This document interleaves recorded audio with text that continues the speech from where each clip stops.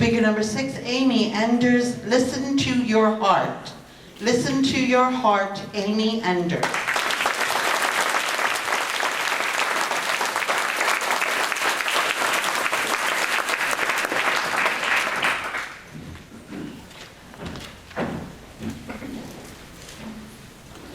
Have you ever felt called to do something that you've never done before? Have you ever felt called to do something that seemed too big for you? Have you ever felt called to listen to your heart and do your part? Madam Contest Chair, fellow Toastmasters, honored guests. The year was 2006 and I was on the phone with my mother, learning about my sister's new grandson, Evan, born on Valentine's Day. I come from a big family. I was an aunt at the age of 4. Being an aunt was a familiar role for me. In time, I felt called to play a special auntie role. This great nephew, Evan, was born with multiple birth defects. At first, this information was overwhelming, but he was in a hospital 4 hours away. But now he was being transferred to a hospital 90 minutes from me. Could I go see him? Would it matter? Did I have the courage to get to know him? Could I listen to my heart and do my part? I had my doubts. I'm a small town girl. And his new hospital was in a big city. Besides, I was busy. I worked full time. Even though my 2 daughters were grown, I was busy. I didn't think I could visit much. Then one night, I had a dream where my late father was talking to me. Amy, you need to go visit this little guy. He's family. Oh, man. Really? I immediately woke my husband and said, hon, I need to go see this baby.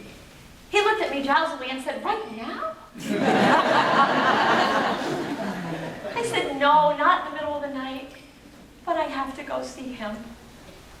Within a few days, I made my way to the hospital.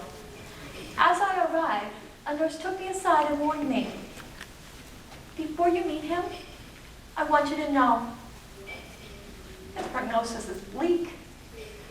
I paused for a moment and then stepped forward to meet the little guy. Oh, it was love at first sight. At this point, he was 5 months old. And for reasons I can't explain, he hadn't had a visitor in 10 days. One could get caught up in a lot of shoulds of life. What should others be doing? What should his parents be doing? What should my sister and his grandmother be doing? This became an opportunity to rise above the shoulds, listen to my heart, and do my part. I spent 9 hours with him that first day, taking breaks only to run to the bathroom or grab a bite to eat. On my 90-minute drive home, I wondered, what did I get myself into? As it turned out, my part was simple, though not always easy.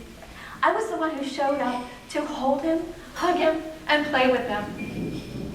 Within 2 months, my husband Gary joined me in his care, and he would later go on to write his memoir, titled Looking Out for Evan, in the hopes that it would help others, especially the doctors and nurses. The doctors and nurses had a much tougher job.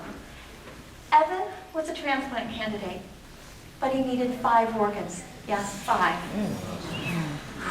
His care was complicated.